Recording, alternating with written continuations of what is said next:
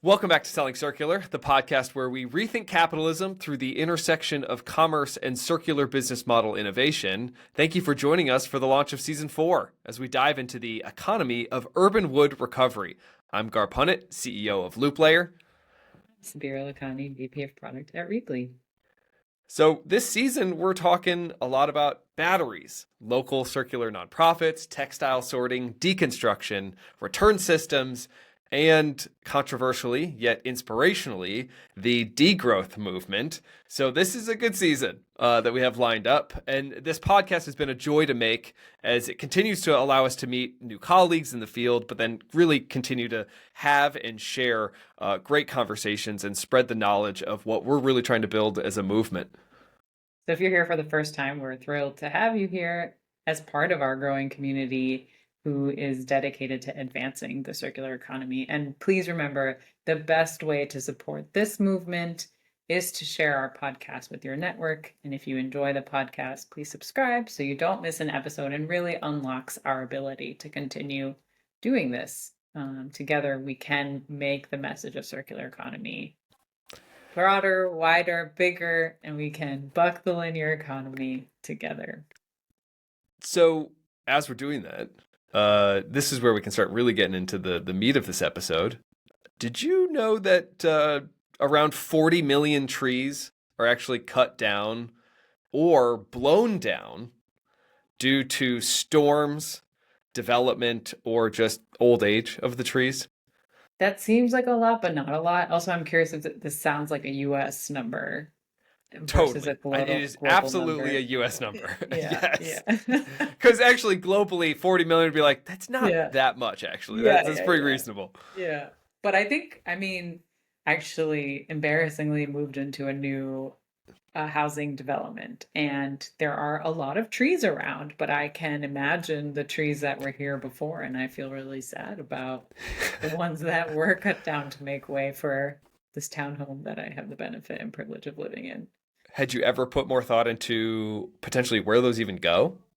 Because I hadn't. I actually didn't really know where urban trees go. Yeah, no, me either. I assume I have driven past like landscaping companies and they Totally. have like piles of different types of wood. So I think I assume they become fire logs, That period.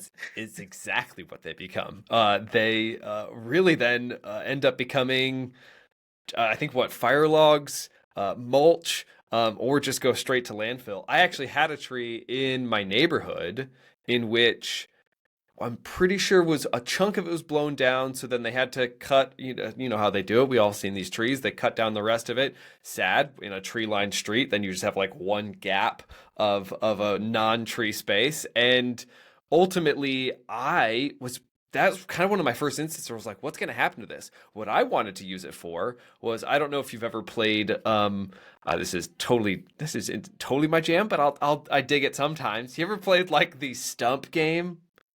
Like it's a kind of a drinking game. It's like a German game. Yeah, it's you take a giant stump and you're essentially there's different names for it. I can't remember what the most popular name for it is, but like it's like maybe Hammerschlagen.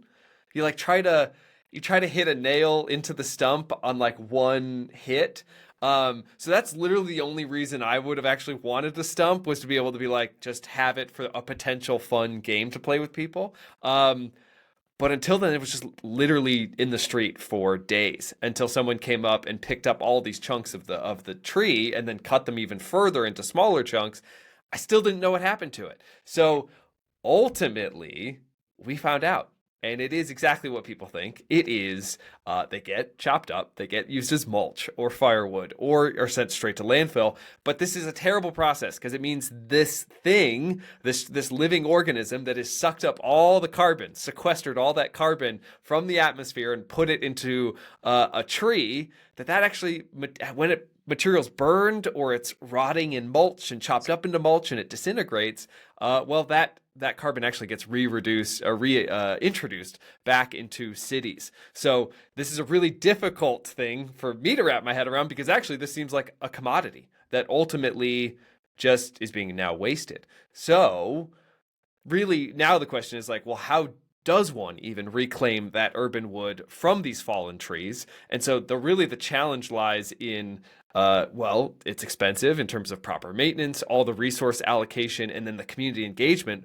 And so once trees fall, reclaiming their wood actually requires significant coordination and investment and is often hindered by unclear responsibility. So, this is on my property, it's not on public property, private property restrictions, and then just the complex process of who's going to pick this up, where does it go, and whose problem is it really to figure out the next stage of this tree. So, that's the tricky part of all of this. Yeah, I think I would have assumed that similar to waste, the company that's picking up has the responsibility to deal with it. But I wonder, if you're a municipality, your public works team, there's trees on Yep. public land, like, who's responsible for that? So I can imagine that municipalities might not have the resources to think about how to process and repurpose wood effectively. I could also imagine, I used to live in Bangalore, which was a very tree covered city, and cut down one tree and it would cause kind of like community chaos, Oh, because interesting. it would really transform the urban landscape and change the degree of heat. Like, I would experience a 2 to 3 degree temperature change from one road to the next because of the tree coverage. And yeah, so community buy-in, I'm sure, is also a huge part of figuring out when a tree could be cut, should be cut, what should happen. And I don't know. Actually, I'm really not familiar that much with how an average person like myself could get involved in thinking about this. So, yeah, I'm curious to learn about what sensible planning and a sustainable effort to manage fallen trees would look like. So that's what we talked to Cambium about. Cambium is a company that is revolutionizing how we think about wood, and they have developed creative and innovative supply chains that help transform what happens to discarded trees and make them into high quality products like furniture, millwork, and even structural building materials, which is wild. And I think it's at least my takeaway is that they're a real good dot connectors, right? There's so many Yes. different players in the industry, and it's a timing game, and they've managed to nail that. Pun intended, I'm sure. On Yeah, but with their what I actually really appreciated is the way that they're thinking about bringing more maybe importance to the material, value to the material is really branding the material. And so with that, we actually ended up talking about the carbon smart wood, which I love essentially assigning value by building a brand around that supply chain innovation and that ability to say, no, we not only know where this comes from, but the fact that you're using it means you can claim a net negative benefit on a carbon solution like this smart wood. So by keeping that carbon essentially stored within these durable products, that minimizes all of the emissions that might come from the degradation of that wood and the emissions release. And so it's sort of setting that new standard for reclaimed wood. Ultimately, this is where it then gets applied to providing even more value into working with leading brands like Room and Board and Steelcase to turn that urban wood into actual beautiful functional products. Now this is starting to sound a little salesy. It's not. We're just impressed with essentially just raising the value of what again was considered not trash, but or maybe in landfill some capacity is trash, but ultimately discarded value. And so again, by working with brands to reinvest in that value, they can also now reinvest in urban reforestation projects and creating essentially local manufacturing jobs through various partnerships around different municipalities. And to explore, Cambium is taking this transformative approach. In this episode, we are very excited to welcome their CEO, Ben Christensen, to the podcast. And so for season 4, right off the bat, we're getting into their story of inception, their Trace platform, which is their technology platform for supply chain transparency. Try saying that 4 times really fast. and how they're scaling their model to tackle global challenges in the built environment, right? Because every single building that you and I live and work in, I'm sure, has a lot of structural wood components. So let's jump into the conversation with Ben and learn how Cambium is turning what was previously waste into an opportunity, and how you could get involved in reclaiming more urban wood for a sustainable future. Let's do it. Well, thank you for joining us, Ben. We're really excited to have you and to hear you talk about Cambium and your journey.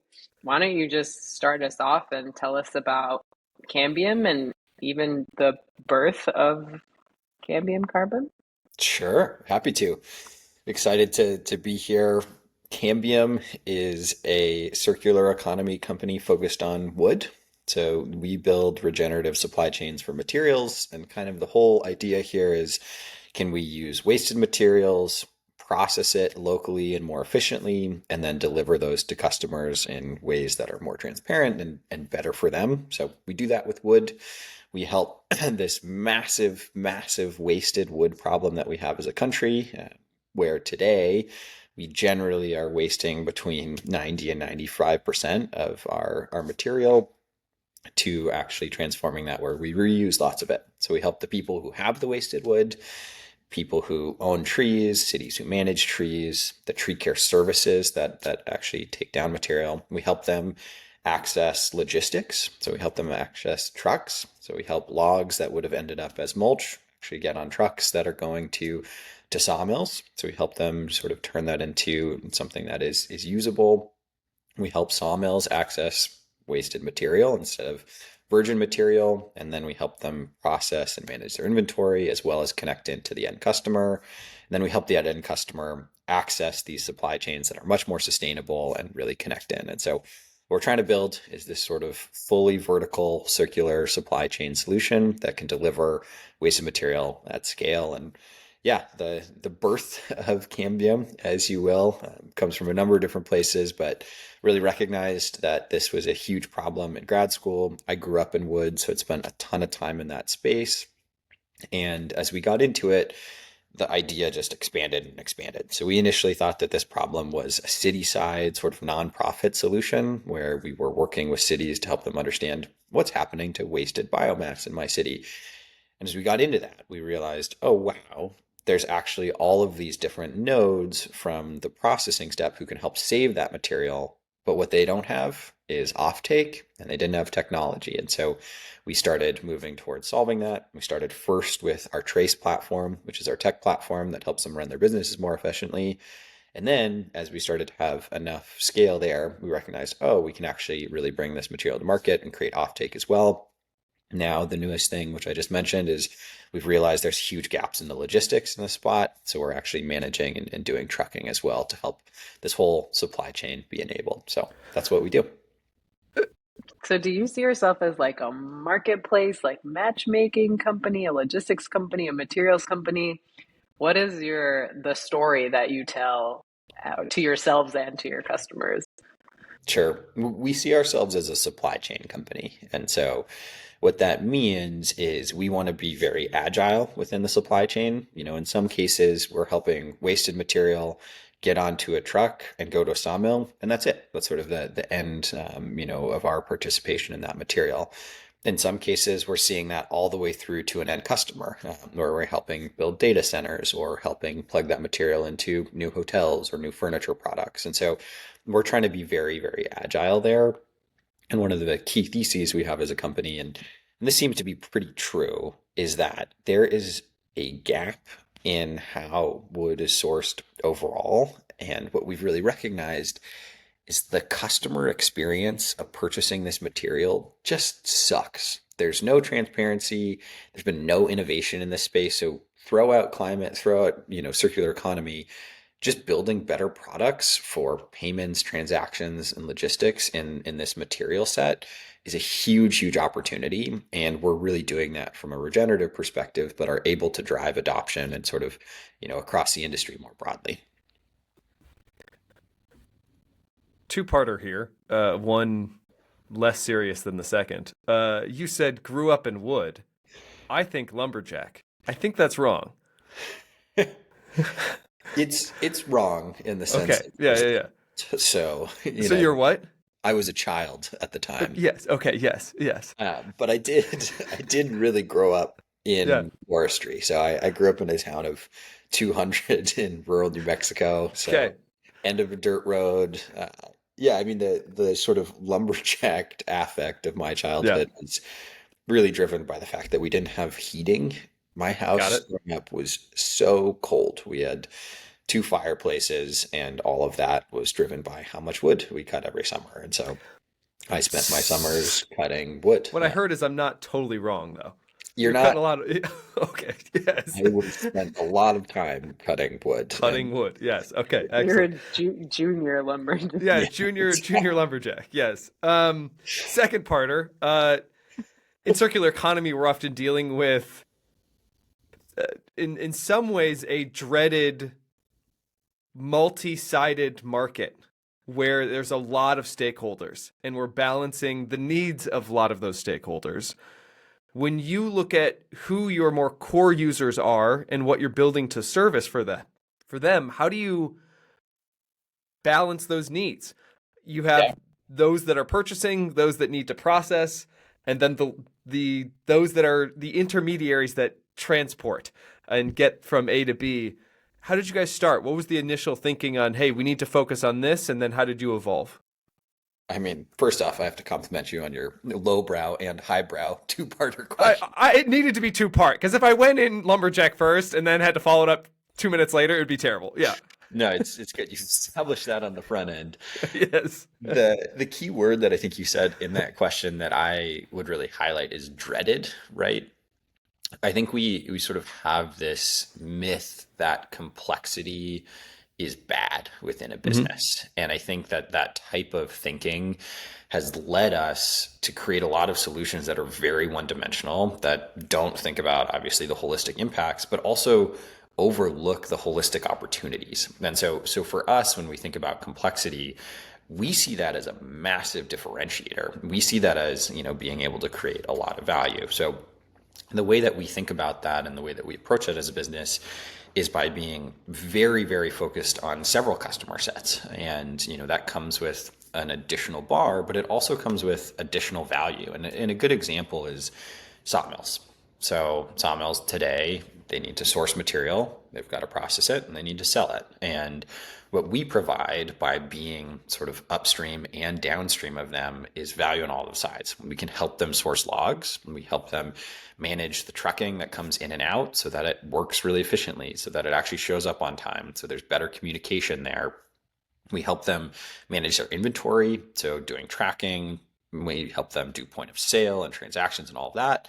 And then we also help them, we buy from them, right? So we help create demand on the other side. And what that then creates is that creates a really sticky solution, right? And one of these things that we would really put out there is that it can be hard to start when you're dealing with a number of customer segments, but once you are, the flywheel effect is massive. And so we really are starting to see that. And it's exciting moment in our business because that inflection point is happening, and every new sawmill is bringing on new truckers, and every new trucker is bringing on new arborists, and sort of, really creating that circular motion. So core point there, we see complexity as an opportunity. Follow up real quickly, Sabira, on that. Then how did you start and evolve in communicating that to investors? Sure. Because that is where I use dreaded comes from their, no offense, anybody who's listening, but sometimes they get intimidated by what is not a traditional play. And so communicating and massaging that sometimes can be very important. Yeah. I think that investors are often very afraid of complexity. And it makes sense, right? Like they are seeing so many deals in so many different spaces. And so they're trying to wrap their heads around solutions that, can feel really foreign to them. And so our thesis there is that you sort of work on that by trying to get really simple with the framing. Like our business is actually really simple. We sell a material and we build software for people within wood. That's what we do. Like that doesn't feel that complicated.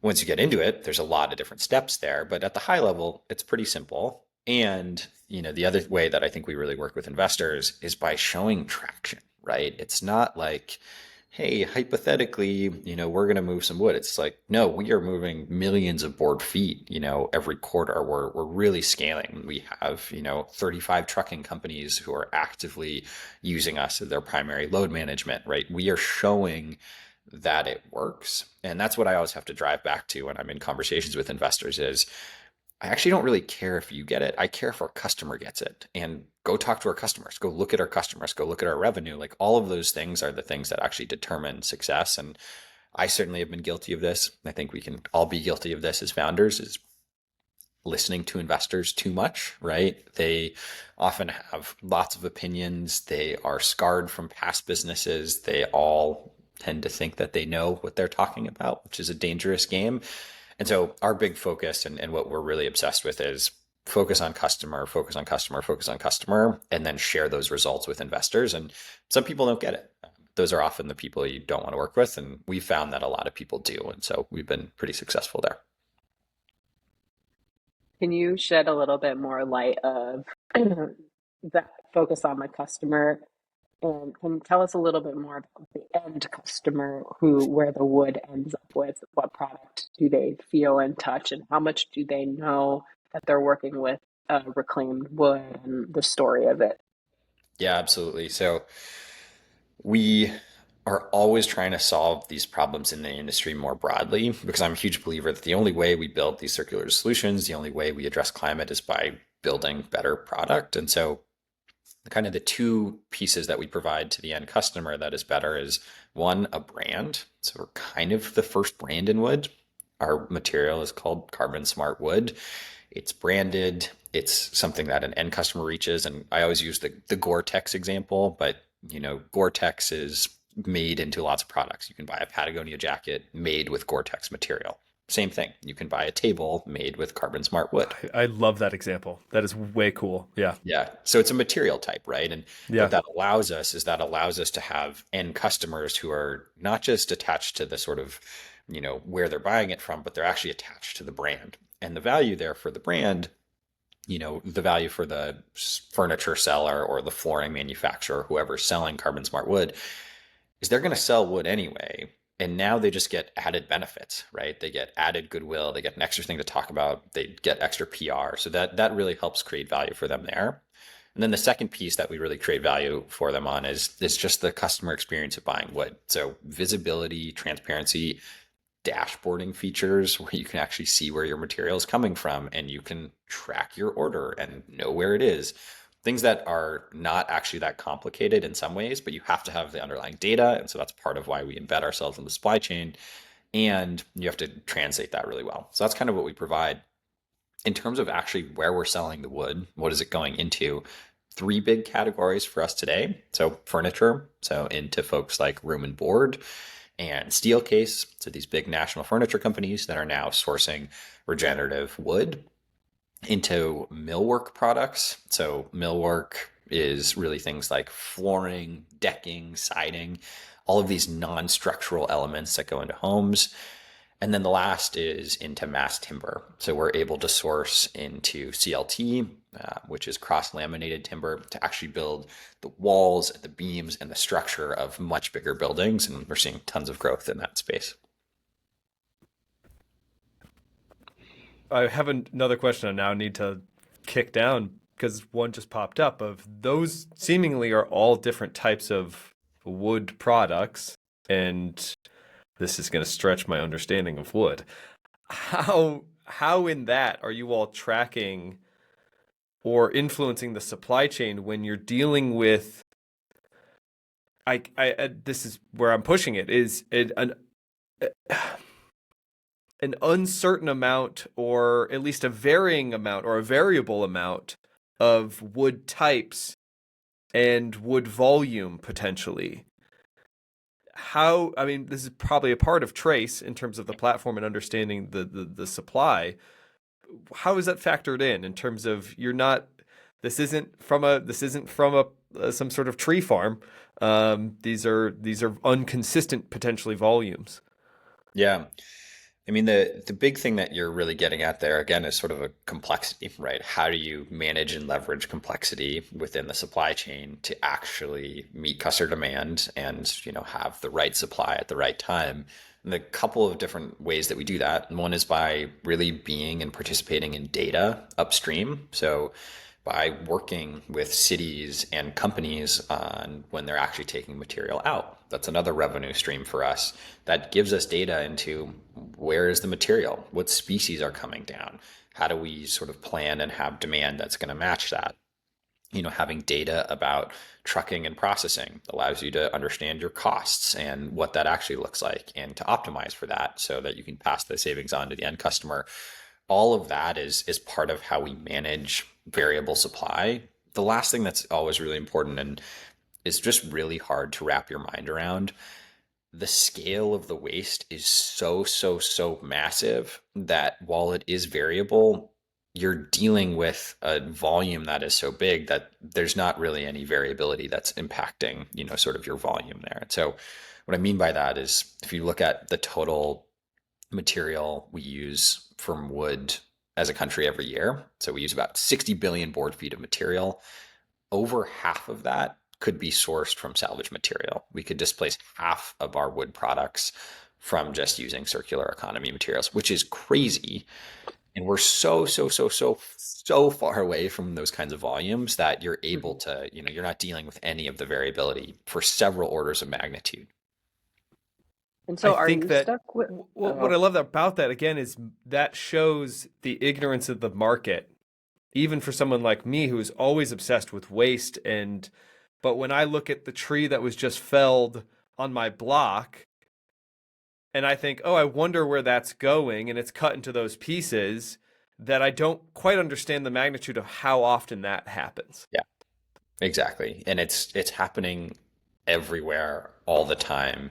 I mean, there's a reason there's, $163 billion tree care service industry is because we are managing that, except we're managing it for waste instead of reuse. And, there's just a huge gap in that space.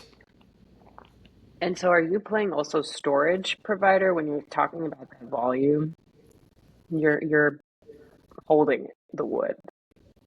We are really working on matching demand to supply. And so the goal here is to actually know when you have a log what product it's going to end up as. And that's not true in every case today. But when you look at the industry overall, they don't know that, right? They are producing a commodity that sort of comes out as, a stick of lumber at a set dry weight, at a set size. And so they have no idea in log form where that's going to end.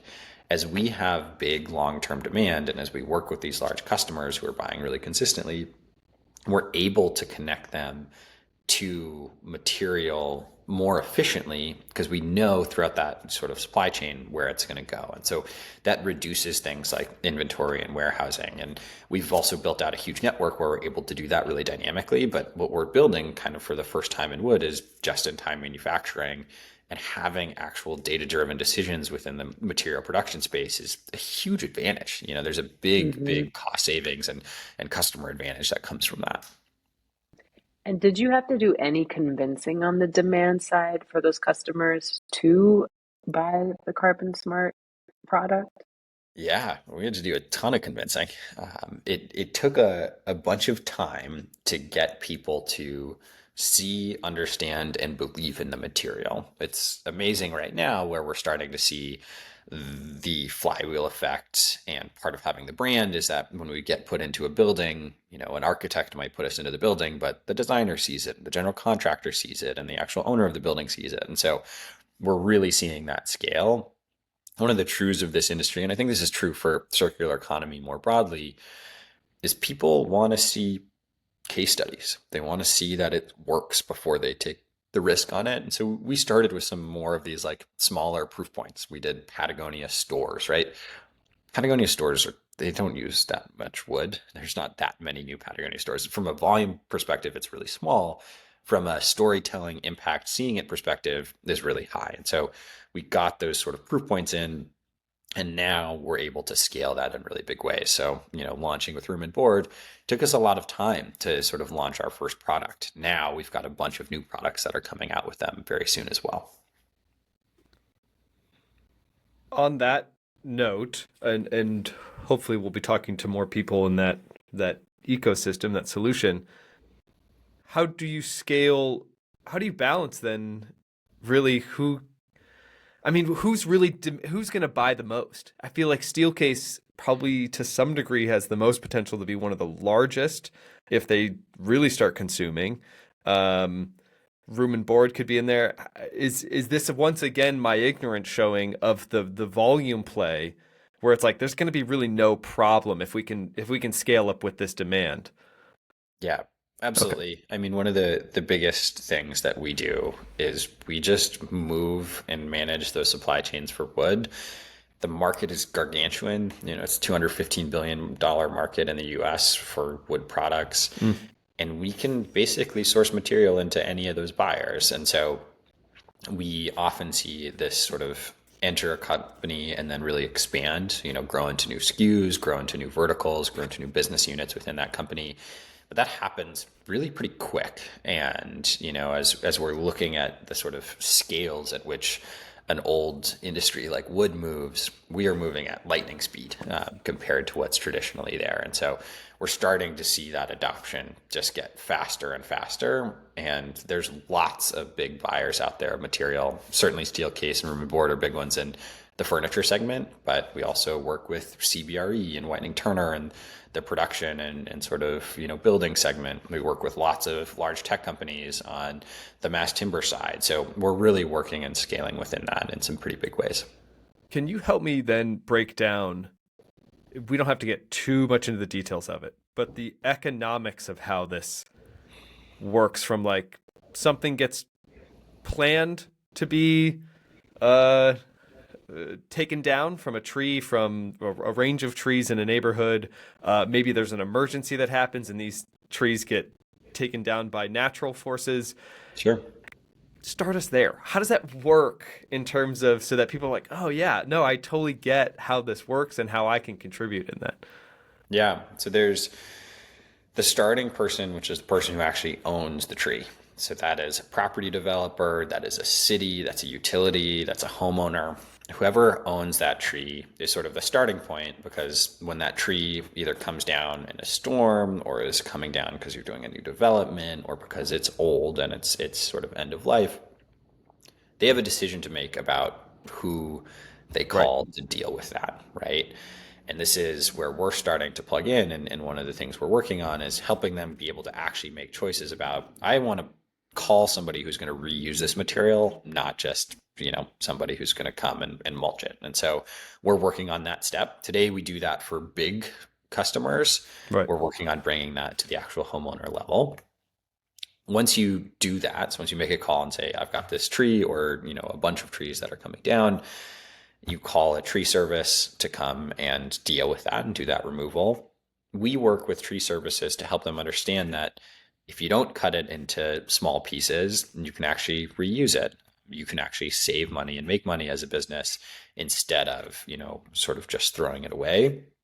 And then one of the biggest sort of challenges for them, and this is how we've gotten into logistics, is moving that wood is actually really hard. And one of the big reasons they throw it away is because they don't have time. They don't have time to go and put it in the right spot. There's not been a sort of density and connectivity of places where they could drop logs off really efficiently. And it's really expensive to move logs on trucks. It's really expensive from a carbon perspective. It's also very expensive from a dollars perspective. And so proximity is the key driver at that step. If you've got wood waste, you need to have, reuse options that are closer and more affordable than disposal options. And so we really work on that and help manage and create access there.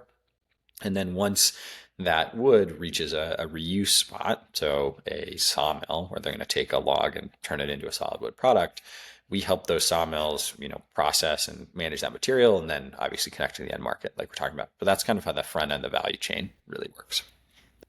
One more follow-up, Sabira. Thank you. Where are the weakest spots so far in the US that you've found? I'm sure there's markets that are more developed and work with wood more often than others. Yeah. The the regional woodsheds, as we call them. So it's like a A watershed, but watershed, great, shed. love it. Yes. So it's the types of trees that actually are in a space, and those often match, the production capacity. Those are kind of in intuitive places. Like the Pacific Northwest has massive timber and wood culture and industry, and that's true in a number of other spots in the country. The weaker spots are where there's less trees, and the big thing that we're working on developing is density. And so we're primarily focused in the places where there are tons of trees. So mid-Atlantic, Northeast, Midwest, Southeast, Pacific Northwest really are sort of the core places where we're very focused today. We're starting to expand sort of more nationally, but it's really just driven by where's the wood. And our whole thesis is, can you use wood locally? Can you create jobs locally? Can you create these sort of local economies that drive better pricing and also are better for people on the planet? And so a lot of that is about regionality. So that's sort of how we see, the weaker or stronger parts in the market. Do you have a hypothesis or a number in mind that if you hit X scale, you start displacing mass farming of trees? Yeah. The way we think about how this is actually going to play out is that the wood market is growing a ton. So global wood demand is expected to triple by 2050. And so there's just a huge growth in the market overall. And so what we see is an opportunity to basically avoid additional pressure on deforestation, right? The market is so big, we're working to scale as fast as possible, but we're never going to displace traditional harvest, right? So what we're looking at is, can we, instead of having sort of the worst 10 to 20%, the bottom 10 to 20%, that's the most impactful, that is really driven globally. We're shipping wood on barges all the time, which doesn't make sense. We're, cutting down the Amazon, and like all of that still happens very actively for timber harvest. If we can be really replacing that with salvaged material, we're enabling a much more efficient supply chain. So we're never going to displace the whole industry overall, but we can really drive, salvage material in at scale. And I think for listeners, I think what's so great about wood is it is inherently carbon beneficial, right? It has sucked the carbon out of the air and it is storing the carbon while it's being used. And can you tell us a little bit about like the carbon math and the story that you're telling with the wood product? Because you kind of get like double, or I would think that there's like some double, triple benefit that you could get Yeah. by reusing and salvaging. Heck yeah. So when you think about sort of the carbon story of carbon smart wood, is the first and biggest piece is that you're keeping that stored carbon, right? That the tree inhaled and put into a solid product, which is wood. You're keeping it as a solid product. So what we're avoiding today is we're avoiding mulching it, which is really bad from a carbon perspective. You're cutting up the wood into small pieces. It's then off-gassing, really quickly. We instead are keeping it in a durable wood product that can last for hundreds of years. So that's one big piece. The second is really reduce transportation. Oftentimes our wood is moving less than 100 miles, between source, processing, and customer. The industry often is sending wood across oceans and back. We just had a customer who was cutting down material in Pennsylvania, shipping it to Italy, and then shipping it back. And we were like, we could just do that in Philadelphia and ship it back to you. It's like 50 miles away.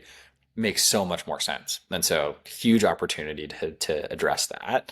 And then the last piece, is keeping trees alive in forests. So when you are depressurizing the cutting down of trees, you're also increasing additional carbon benefit there. I think the last thing that we also always think about is the social side. And, we're really focused on how do you bring back manufacturing jobs and create access traditionally, for people who have, barriers to employment. So things like our workforce development programs in Philadelphia and Pittsburgh create access for people who, have real challenges in getting jobs, and they're getting trained, and then they're entering our network where we have all of these other providers, and we're addressing a real gap in labor. And so there's big opportunities to create a ton of social value as well. We always have some question about selling circular economy solutions. How do you sell this to cities? I see that. I see that as probably the hardest sell, and maybe as in the easiest to understand, but yet the most systems to go through to get sort of approval and understanding.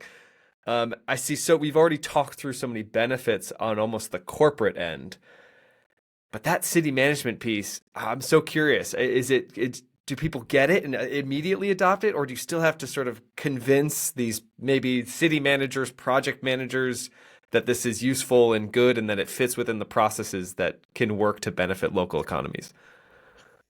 Yeah, one of the reasons we've moved to really exist in the private part of solving this is because cities are slow. So cities obviously have lots of different parts, and the way that it generally plays out is you'll find a couple of champions who really want to advance it, and then you'll have to move through the bureaucracy of getting it there. The nice thing is that we're able to start creating a lot of value in a city before getting city buy-in and approval. And we're also starting to show that we have models that really work. So Philadelphia is a great example. And this is sort of how we talk about this with cities. Philadelphia is spending a lot of money getting rid of wood waste.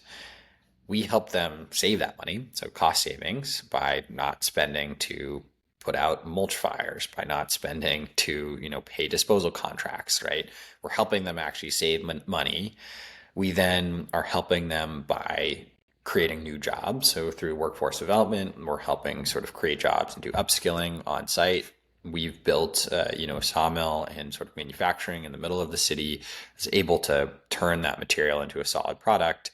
And then we're directly reinvesting in new trees. So with a focus on tree equity, and we're helping them, track and sort of get more trees into their canopy. And what that means is it's cost savings, it's employment, it's carbon benefit, and you're ultimately have an amazing story that you can tell. We've seen a ton of adoption from folks within the city who, once you get it set up, all want to say they were a part of it, from the beginning. And we're happy to share that love and really spread it around. But I think, within cities and the way that we're starting to see more scale there is case studies being able to point to, the real economic advantages, and also just like honestly being able to show the story that then other cities can see themselves in helps people adopt that a lot faster. This is what I love about our podcast is we can learn the intricacies of a problem and how you can try to solve it and find these intervention points, and learn about mulch fires. Didn't know about mulch fires. How does that even happen? What's the process? Well, if you leave a big pile of mulch, it steaming. gets really hot through anaerobic digestion, and it can get hot enough to light on fire. And then it just spontaneously combusts? Yep. All right. Seems like a problem worth solving. Maybe that's how man invented fire. Whoa. Like it did this spontaneously combust, and we're like, ooh, that's cool. We should use that. Huh. That's an interesting theory. You said it. I mean, technically, you said it. I just was talking about mulch fires. I didn't connect this back to the origins of humanity. Well, thinking about when you were talking about the city, I was thinking about the people who are worrying about the waste, or whose job it is to worry about the waste. They must also worry about the space in general and urban planning. And have you seen a shift in how they're thinking about the use of wood in planning of cities and spaces because of your involvement? Yeah, I think one of the big pieces is through mass timber. So, right, mass timber is the way to displace concrete and steel as the actual structural components of buildings. It's much, much lower carbon. And then when done well at scale, it can be much more price efficient compared to traditional building. So there's all these advantages with it. But one of the big pushbacks of using mass timber is that you're going to be deforesting the US. There's going to be a huge demand increase, and then that's going to drive deforestation, and there's all of the, negative impacts of that. And so one of the things that we provide is sort of this like bulletproof solution that is amazing for local economies for that material. And so we've seen a lot more excitement and adoption because of that. And I think this goes to the overall impact of storytelling of brand in this space is having something that's understandable and clear there helps, people just like get on board in much bigger ways. So we're seeing that be a real driver. And we also, I'm curious, there is how do you, the storytelling I can like kind of visualize as like marketing campaigns or one-on-one conversations. Our companies have bumped into each other at a customer where it clicked for me is you also need to shop for the wood. You're talking about the buying process of payments and the logistics and transparency around data, but also in making the decision about which wood you're going to use in your Totally. product. That been a digital experience for people before, and are you moving into that now, and how is that helping? Yeah. It absolutely has not been a digital experience. The way that wood is bought in this country is really archaic. It's like the 1980s in many ways. Faxes are being sent. The amount of faxes that are being used to purchase wood in this country is kind of unbelievable. Thought we were past that. We are not past that in our industry. And so part Also, of like very ironic, I would Yeah, say, totally. I was right? gonna say this totally using job security paper. Yeah. though.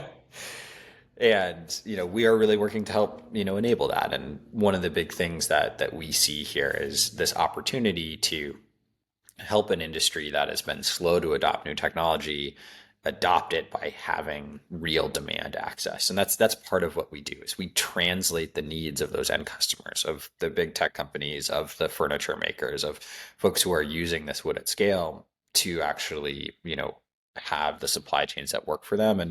And part of what that means in terms of digitization is actually having data before you make a decision about the impacts of your decision. And it's kind of like the Google feature that shows you your routes on, Google Maps. And it's like, hey, this one, if you drive this way, it's much more sustainable than the other way.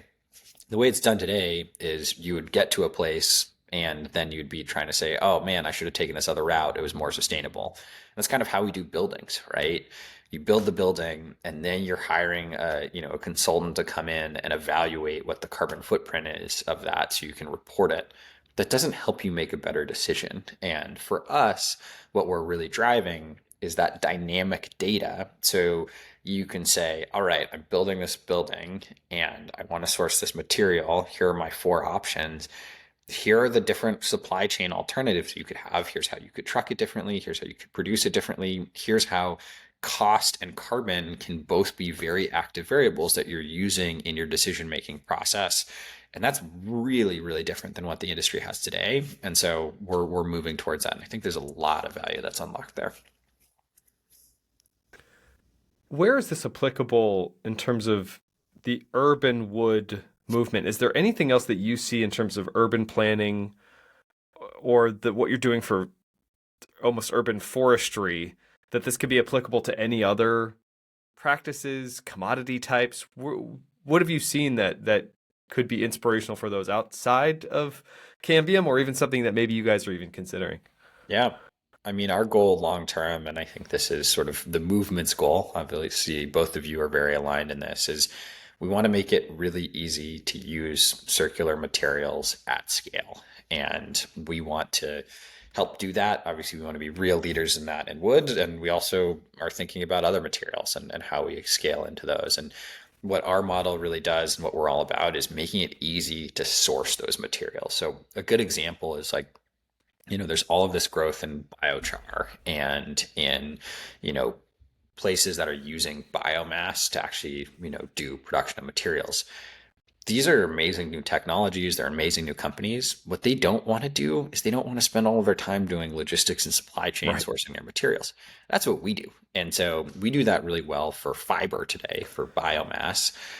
We think we can go do that for other materials. Like a lot of our trucks carry other materials. A lot of our customers purchase other materials. Our supply chain software works for other materials. And so there's a lot of other spaces where this works. And our whole goal is to make it really easy for somebody who wants to innovate and use circular economy materials to be able to do that at better price points with better transparency, with a better customer experience than they could competing with, sourcing materials generally.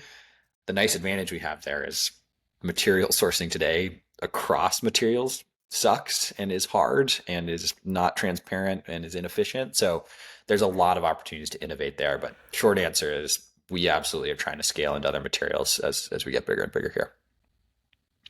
To call out broadly, not naming any companies, I think what people need to understand in this space is for all of the larger materials management, even ERP systems out there, there's so much room for innovation for those systems because they were built sometimes 60 years ago, Yeah. and even 50 years ago. And I think that's what I love hearing is you're finding this very particular almost exploitation in the current system where it's like, no, this is not being managed properly. And for those that are thinking, trying to innovate in this space, this is a great example. Absolutely. Yeah. I mean, I think one of the biggest things that we see there's all of this sort of archaic ways that things have been done and that are not thought about holistically. So Right. again, driving that framework of, being actually really embedded at all these steps in the supply chain that allows us to know, when a log is coming down, what it's going to end up as, and being able to make those data-driven decisions, something that's just not done today. It's not something that is done at scale, and so we're really able to take advantage of some of those gaps and to hopefully just provide better and better value for the supply chains and for the end customer. Well, and to then call it out one more time in agreement, it's almost just over again is, and I'm always trying to get people to understand what they could be doing more of and how they could be thinking about their role in innovating is what you saw was a symptom of an inefficient economy and set of processes. And it's like that's all you have to find if you're looking to work in circular economy. We say that like it's so easy, but that's the goal. That's what you're looking to find. If you're thinking right now, how do I even do this? Those are those types of points that you need to try to find. Yeah, and I would just double down on that, saying that if you're thinking about getting into circular economy, almost anything can be circular, and almost all of these materials, supply chains, the way we source things have some pretty real inefficiencies. And, we definitely kind of stumbled our way into some of these things, right? We spent a lot of time listening to customers and learned, okay, wow, we should be actually creating trace. Like that started because we were listening to our customers. We didn't go in thinking that's how we were going to start. And so often my advice for people who are thinking about getting into circular economy or getting into, better sort of innovation in any case is just start, like get into it, understand the customers, pick something, and then you'll probably learn and get to the next and get to the next because there is so many opportunities to innovate within the circular space. As we round out the episode, there's also, I guess, going to be a two-parter because we didn't, I think you were very optimistic in this episode and you Yeah. painted a really great picture of Yeah, like I'm kind of hopeful coming out of this. Yeah, Like, yeah. I don't need to, I'm like, I don't know.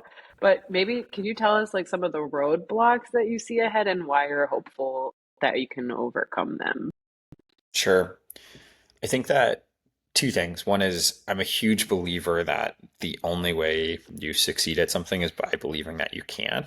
And I think that's true with addressing climate overall. I think that's true with, really the circular economy solutions. I think that's true with all of sort of our microscopic problems within the company. And so big believer in, optimism, but also pragmatism. So definitely try to think that way. In terms of some of our key roadblocks, our challenges often are tied into the speed of the industry.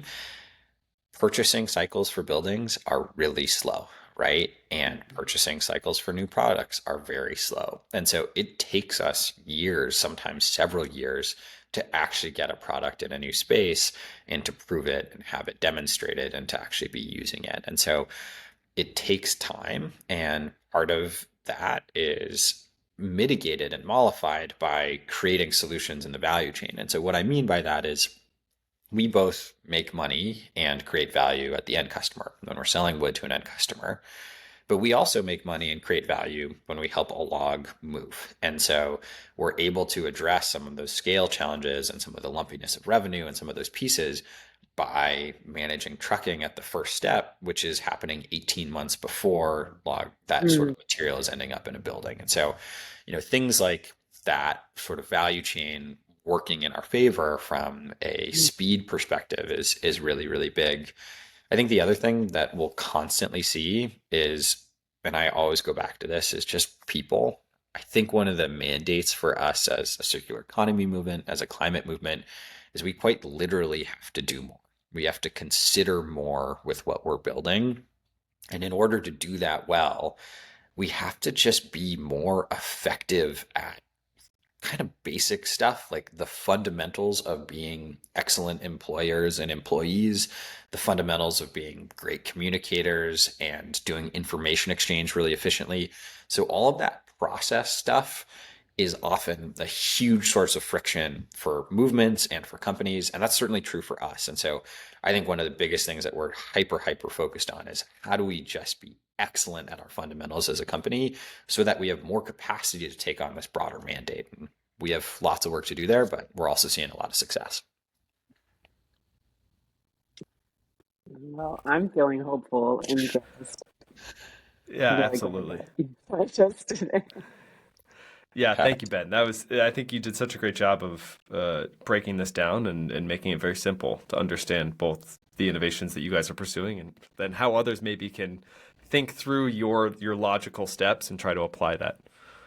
Absolutely. Well, thanks so much for having me. It's been great to be here.